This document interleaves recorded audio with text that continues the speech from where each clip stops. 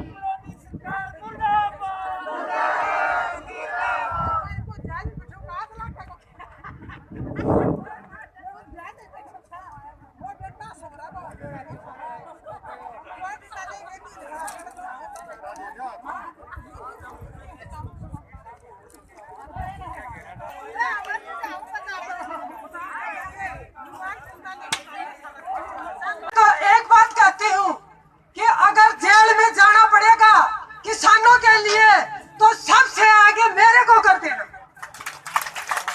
जो डर गया तो मर गया। डरने की बिल्कुल आवश्यकता नहीं है। जेलों में इंसान जाते हैं, जेलों में बुरे आदमी भी जाते हैं और जेलों में सच्चे और ईमानदार आदमी भी जाते हैं। तो हमें डरने की बिल्कुल आवश्यकता नहीं है। और सरकार को भी हम बता देना चाहते हैं, सरकार कितनी भी कोशिश कर ले, ये मोदी सरकार सबसे घटिया और निकम्मी सरकार है। हमें इस सरकार से कोई डर नहीं लगता। मैं इस मंच के माध्यम से चैलेंज करती हूँ, अगर सरकार कोई मुकदमा दर्ज करना चाहती है, सरकार हमें जेलों में डालना चाहती है, तो खुले आम हम चैलेंज करते हैं, हमें जेलों में डाल सकती है। क्योंकि हम यहाँ पर जितने भी मौजूद हैं, हम जेल भरो आंदोलन शुरू कर देंगे। क्या दिक्कत है? किस किस को जेलों में डालेगी सरकार?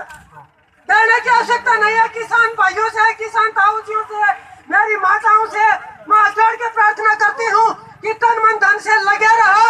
और सरकार को पता है, सरकार जान चुकी है कि किसान वापिस नहीं हटेंगे।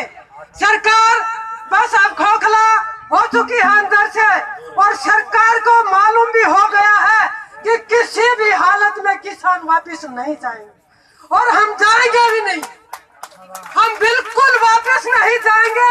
मरना मंजूर है, लेकिन वापस हटना मंजूर नहीं है। मैं ज्यादा वक्त नहीं लूंगी क्योंकि वक्ता बहुत सारे हैं। एक तो नारे लगा दो, किसान एकता, किसान मजदूर एकता, भाईचारा, मोदी सरकार, मोदी सरकार, खट्टर मर गया, मोदी मर गया। जय हिंद, जय भारत। किसान और मजदूर के पास किसी प्रकार का दिखावा नहीं होता, किसी प्रकार का फरेब नहीं होता। वो हर बात सत्य से कहता है, ईमानदारी पर टिका रहता है। अब रही बात इस सरकार की और इस आंदोलन की, इसके बारे में रोज आप सुनते हैं, रोज आपको बताया जाता है, रोज जो घटनाएं होती हैं वो सोशल मीडिया और उसके माध्यम से भी आप देखते हैं। देश का जो राष्ट्रीय मीडिया है वो एक आध को छोड़ करके, जिसको गोदी मीडिया नाम दे दिया गया है, वो केवल और केवल इस तानाशाह सरकार की चाटुकारिता में लगा रहता है। और मैं तो 2 लाइनों से शुरू करूंगा। और धरती पुत्र किसान का मेरे, बात मेरी इधर ध्यान सुनो, और सबका पेट भरण आले थम अन्नदाता भगवान सुनो। थम वह सो जो हाड़ फोड़ते जाटे में पानी ना मोड़ दो। थम वह सो जो हाड़ फोड़ते जाटे में पानी ना मोड़ दो। ठालो कसिया थम दिल्ली का गरूर तोड़ दो। कोई माती नहीं सा थारा, कोई माती नहीं सा थारा, क्यों ना बात समझ ना आती रहे। ले लो हड़ा थम पाड़ दो या 56 इंच की छाती रहे। हक खोस ले आगे बढ़ की, हक खोस ले आगे बढ़ की, कदी नहीं तू घबराइए। और जिसकी हो जाए अमर गवाही, इतिहास ही सा लिख जाइए, इतिहास ही सा लिख जाइए।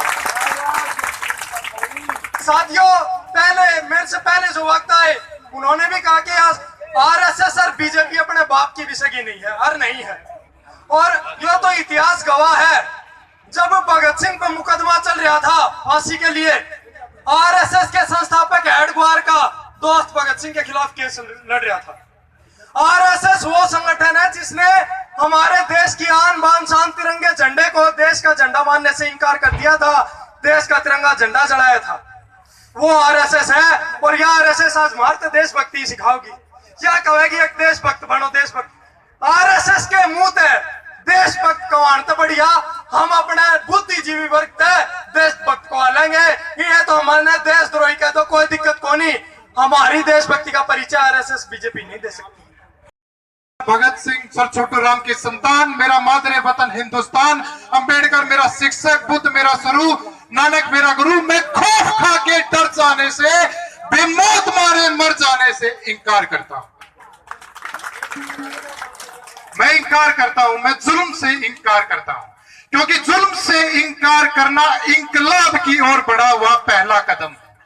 मैं कदम पीछे हटाने से इंकार करता हूं। सम्मानित मंच, आदरणीय बुजुर्गों, नौजवान साथियों, मेरी मातृशक्ति व इस देश के मेहनत का किसान मजदूरों, मैं आप सभी का पिछले 6 महीने के संघर्ष, तप तपस्या और आपके तन मन धन की सेवा को मैं अपनी कलम के माध्यम से आपके इस संघर्ष को एक किताब के रूप में लिखना चाहूंगा, जिसमें ताकि आने वाली पीढ़ियां आपके इस संघर्ष को पढ़ सके, ताकि आने वाली पीढ़ियां आपके इस संघर्ष को जान सके, पहचान सके, ताकि आने वाली पीढ़ियों को इस बात का पता चले कि हमारे पूर्वजों ने हमारी नस्लें और फसलें बचाने के लिए कितना लंबा संघर्ष किया था। मैं अनुरोध, विनती, प्रार्थना मेरे तमाम युवा साथियों से भी करना चाहूंगा कि मेरे युवा साथी इस वक्त इस आंदोलन में कूद जाइए। ये समय है आपका इस आंदोलन में कूद जाने का, क्योंकि इस आंदोलन ने इस देश की दिशा और दशा तय करनी है। इस आंदोलन ने इस देश की तकदीर और तस्वीर बदलनी है। इस आंदोलन ने हमारी आने वाली नस्लें और फसलें बचानी है। इस देश ने इस देश का लोकतंत्र बचाना है। तो मैं अनुरोध करता हूं तमाम युवा साथियों से भी कि वे इस वक्त इस आंदोलन में कूदने का काम करें। वही बुजुर्गों, नौजवान साथियों, सड़क से लेकर संसद की इस लड़ाई में हमने एक लड़ाई और शामिल की थी, जो की थी अदालतों की लड़ाई। 26 जनवरी के प्रकरण के बाद 36 किसान हमारे जेलों के अंदर डाले गए थे, और 2 महीने के अंदर अंदर सभी किसानों की पैरवी करके उन किसानों को जमानतें दिलवाई।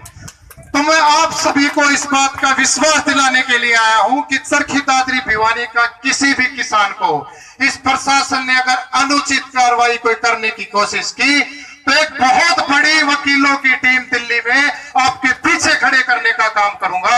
इस बात के लिए वचनबद्ध रहूंगा। बहुत बहुत धन्यवाद।